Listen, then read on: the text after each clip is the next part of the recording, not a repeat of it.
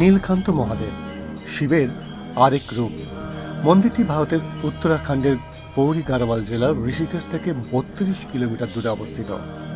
একটি ঘন বন দ্বারা বেষ্টিত এবং নরনারায়ণ পর্বতমালার সংলগ্ন একটি মণিকূট, ব্রহ্মকূট এবং বিষ্ণুকূট উপত্যকার মধ্যে অবস্থিত। পুরাণ অনুসারে দেবতা এবং অসুররা অমৃত লাভের জন্য সমুদ্র মন্থন করেছিলেন।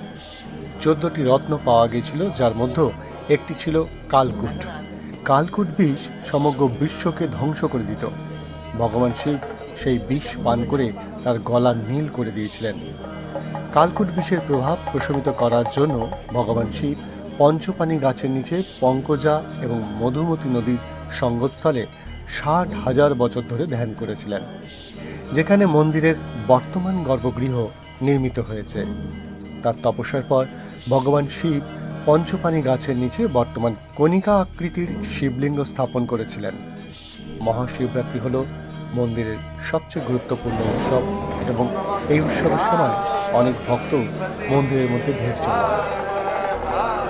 খবরের বাজার।